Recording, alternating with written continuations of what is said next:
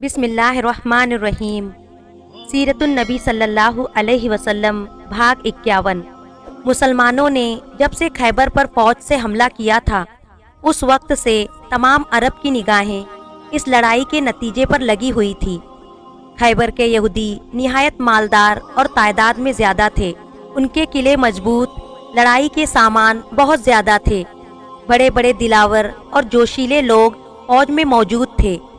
مدینے کے منافقوں اور عرب کے مشرکوں کا یہ خیال تھا کہ خیبر کے یہودی مسلمانوں کو ہرا کر مدینہ منورہ اور تمام ان جگہوں اور قلعوں پر قابض ہو جائیں گے جن پر مسلمانوں کا قبضہ ہے، اور پھر یا تو مسلمان مذہب سے پھر کر یہودیوں کا مذہب اپنا لیں گے، یا بت پرست ہو جائیں گے، یا عرب کی زمین سے نکل جائیں گے۔ جس زمانے کا حال ہم لکھ رہے ہیں اس زمانے میں پیغام پہنچانے کا کوئی انتظام نہ تھا۔ دور منزلوں کے فاصلے کی خبریں تو مہینوں اور سالوں میں پہنچا کرتی تھی، چنانچہ خیبر کی جیت کی بھی خبریں دیر سے پھیلی۔ لوگوں نے حیرت سے ان خبروں کو سنا۔ حضور صلی اللہ علیہ وسلم بھی خیبر سے کچھ زیادہ دور نہ پہنچے تھے کہ مسلمانوں کو ایک قافلے کا سامنا ہوا۔ یہ قافلہ حبشہ سے آیا تھا۔ حضور صلی اللہ علیہ وسلم نے مکہ سے روانہ ہونے سے پہلے عمرو بن امیہ کو حبشہ روانہ کیا تھا اور انہیں شاہ حبہ کے نام ایک خط بھی لکھا تھا۔ حضرت عمرو حبشہ سے ان مسلمانوں کو لے آئے تھے جو مکہ والوں کے ظلموں سے تنگ آ کر ہجرت کر گئے تھے۔ ان واپس آنے والوں میں حضرت جعفر علی کے بھائی اور ان کی بیوی حضرت اسماء، ساتھ ہی ان کے لڑکے عبداللہ، اون محمد اور خالد بن سعید، ابو موسیٰ اشعری، حارث بن خالد، معمر بن عبداللہ، ابو حاتب بن عمر اور ملک بن ربیعہ وغیرہ تھے۔ حضور صلی اللہ علیہ وسلم اور تمام مسلمانوں کو دیکھ کر بہت خوش ہوئے۔ وہ اپنے ان بچھڑے ہوئے ستم رسیدہ بھائیوں سے اس طرح گلے ملے جیسے کہ وہ ان کے سگے بھائی ہو۔ جب تمام گلے مل چکے تو عمرو نے ایک نوجوان کو حضور صلی اللہ علیہ وسلم کی خدمت میں پیش کیا۔ نہایت ادب سے حضور اکرم صلی اللہ علیہ وسلم کو سلام کیا اور آپ نے اسے دعا دی۔ یہ نوجوان خوبصورت تھا، قیمتی کپڑے پہنا تھا، اس کی ظاہری شان کہہ رہی تھی کہ وہ کوئی شہزادہ ہے، لیکن یہ نوجوان کون ہے؟ حضور صلی اللہ علیہ وسلم نے عمرو سے پوچھا۔ یہ حبشہ کے بادشاہ اصح کا بیٹا ہے۔ عمرو نے فرمایا، حضور صلی اللہ علیہ وسلم کے سلام کے لیے حاضر ہوا ہے، اس کا باپ مسلمان ہو گیا ہے اور اس نے حضور صلی اللہ علیہ وسلم کے نام یہ خط دیا ہے۔ عمرو نے خط حضور صلی اللہ علیہ وسلم کے سامنے پیش کیا۔ حضور صلی اللہ علیہ وسلم کو یہ سن کر بڑی خوشی ہوئی کہ عیسائی بادشاہ مسلمان ہو گیا ہے۔ آپ نے ارحا کے سر پر ہاتھ رکھ کر کہا، نور چشمی، خدا تیری ہر خواہش کو پورا کرے گا۔ معلوم ہوتا ہے اللہ نے یہ دعا قبول کر لی تھی، چنانچہ ارحا کی ہر خواہش پوری ہوئی اور وہ تمام زندگی نہ دکھی ہوا نہ غمگین۔ حضور صلی اللہ علیہ وسلم نے حضرت ابو بکر صدیق رضی اللہ تعالی عنہ کو خط پڑھنے کے لیے دے دیا۔ حضرت ابو بکر صدیق رضی اللہ تعالی عنہ نے خط کھولا اور پڑھنا شروع کیا۔ یہ خط ہے نجاشی ابن جیر کی طرف سے جو حبشہ کا بادشاہ ہے، محمد رسول اللہ کی خدمت میں۔ اے خدا کے نبی صلی اللہ علیہ وسلم، آپ پر اللہ کی سلامتی اور رحمت اور برکتیں نازل ہو۔ میں اقرار کرتا ہوں کہ اللہ کے علاوہ کوئی معبود نہیں ہے اور آپ خدا کے رسول ہیں۔ حضور صلی اللہ علیہ وسلم کا فرمان میرے پاس پہنچا۔ حضرت عیسیٰ کے بارے میں آپ نے جو لکھا ہے وہ اس سے ذرہ برابر بھی بڑھ کر نہیں ہے۔ عیسائی غلطی پر ہے اور دھوکے میں پڑے ہوئے ہیں کہ وہ انہیں خدا کا بیٹا بتاتے ہیں۔ پہلے میرا بھی عقیدہ تھا، اس قدر غلط عقیدہ تھا، میرا خدا مجھے معاف کرے۔ سچ یہ ہے کہ حضرت عیسیٰ علیہ السلام خدا کے بیٹا نہیں اور وہ اس کے بندے اور رسول تھے، گویا خدا کے محبوب نبی۔ میں آپ کے فرمان کے مطابق اسلام مذہب اپناتا ہوں اور آپ کے چچیرے بھائی حضرت جعفر کے ہاتھ پر بیعت کر لی ہے۔ افسوس میں مسلمانوں کی خدمت نہ کر سکا، کاش میں پہلے ہی مسلمان ہو جاتا۔ میں اقرار کرتا ہوں کہ پوری زندگی حضور صلی اللہ علیہ وسلم کا خادم بن کر رہوں گا۔ میں عقیدت ظاہر کرنے کے لیے اپنے بیٹے ارحا کو خدمت میں روانہ کر رہا ہوں۔ اگر حضور صلی اللہ علیہ وسلم کا حکم ہوگا تو میں بھی دربار رسالت میں حاضر ہو جاؤں گا۔ مجھے بالکل یقین ہے کہ حضور صلی اللہ علیہ وسلم جو کچھ فرماتے ہیں وہ حق ہے۔ اے خدا کے رسول، آپ پر سلام، ایک بار نہیں 1000 بار سلام۔ تمام لوگ اس خط کو سن کر بہت خوش ہوئے۔ انہوں نے شہزادہ کی خدمت اور مہمانی میں کوئی کمی نہیں کی۔ مسلمان خیبر سے چل کر فدق پہنچے۔ فدق والوں نے فدق کے باغ حضور صلی اللہ علیہ وسلم کے حوالے کر کے حضور صلی اللہ علیہ وسلم سے سمجھوتا کر لیا۔ مسلمان فوج فدق سے چل کر وادی قرا پہنچی۔ اس جگہ بھی یہودی آباد تھے۔ وہ قلعہ بند ہو گئے اور مسلمانوں سے لڑنے کی تیاریاں کرنے لگے۔ حضور صلی اللہ علیہ وسلم نے مسلمانوں کو قلعے پر حملہ کرنے کا حکم دیا۔ مسلمان پورے جوش اور حوصلے کے ساتھ آگے بڑھے۔ یہودیوں نے زوردار تیر اندازی شروع کر دی، پر مسلمانوں کے بڑھتے قدم کو پیچھے نہ ڈھکیل سکے۔ دوپہر سے پہلے ہی قلعہ فتح ہو گیا۔ حضور صلی اللہ علیہ وسلم وادی قرا سے چل کر تیمہ پہنچے۔ یہاں بھی یہودی آباد تھے۔ انہوں نے بھی کچھ شرطوں کے ساتھ سمجھوتا کر لیا۔ اب مسلمان فوج تیمہ نامی جگہ سے نہایت شان و دبدبہ کے ساتھ مدینہ منورہ میں داخل ہوئی۔ یہاں مسلمانوں کو جیتنے والی اس فوج کے آنے سے خوشی ہوئی۔ وہاں مشرکوں اور منافقوں کو کمال درجے کا رنج و افسوس ہوا، خاص طور سے اس وجہ سے کہ خیبر کی جیت سے غنیمت کے مالوں اور کھیتی کے زمینوں کی وجہ سے مسلمانوں کی غریبی دور ہو گئی، کہ پریشان حالی جاتی رہی۔ وہ خوشحال ہو گئے۔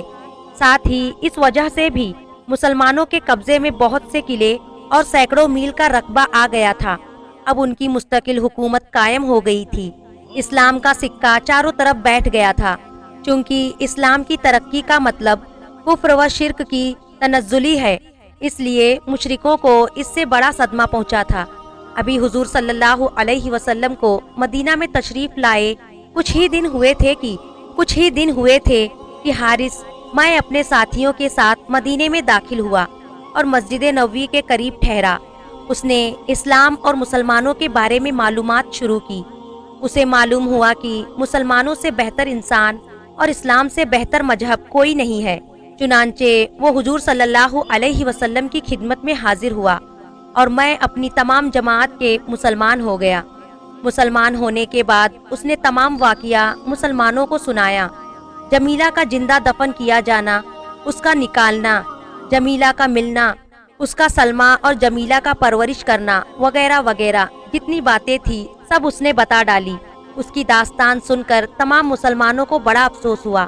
انہیں اس سے اور اس کے ساتھیوں سے بڑی ہمدردی ہو گئی۔ پھر حضور صلی اللہ علیہ وسلم نے تمام مسلمانوں کو جمع کیا۔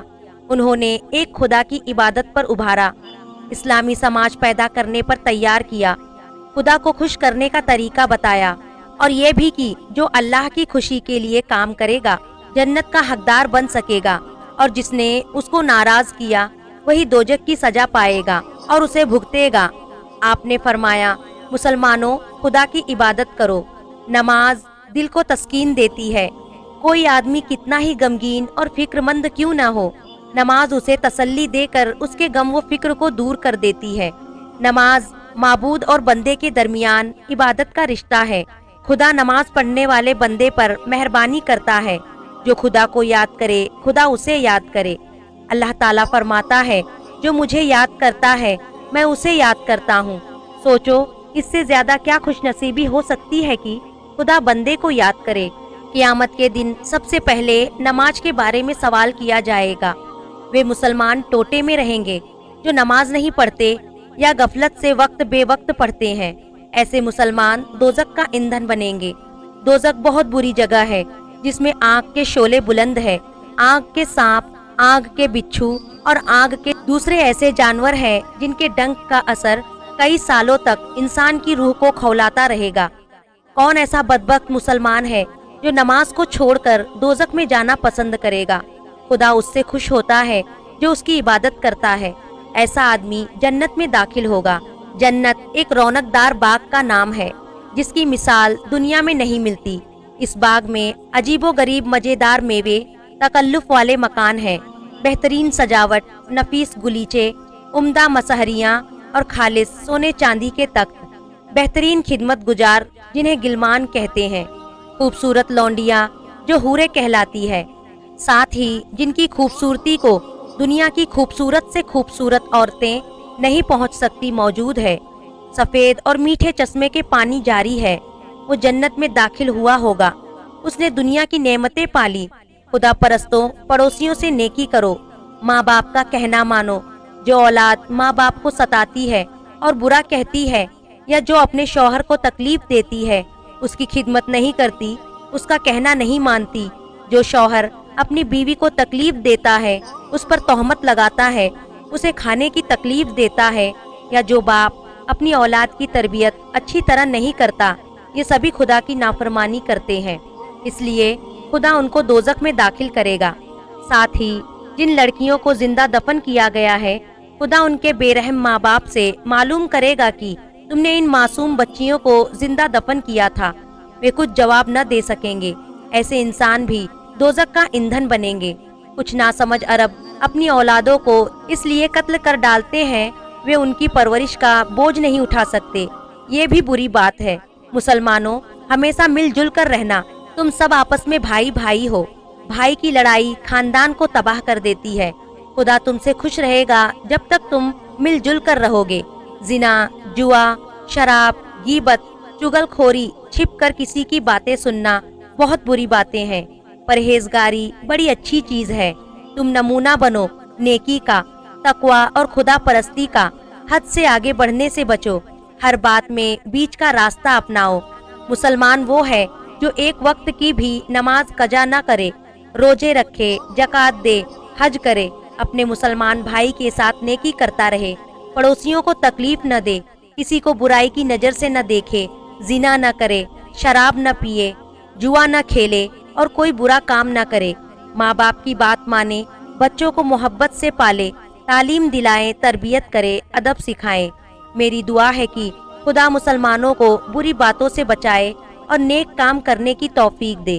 फिर आपने उन नासमझों की बात की जो अपनी औलादों को इसलिए कत्ल कर डालते हैं कि वे उनके पालने पोसने का बोझ नहीं उठा सकते। ये भी बुरी बात है। आपने एक लंबी तकरीर फरमाई, मिंबर से नीचे आए। मुसलमानों पर इस तकरीर का बड़ा असर हुआ।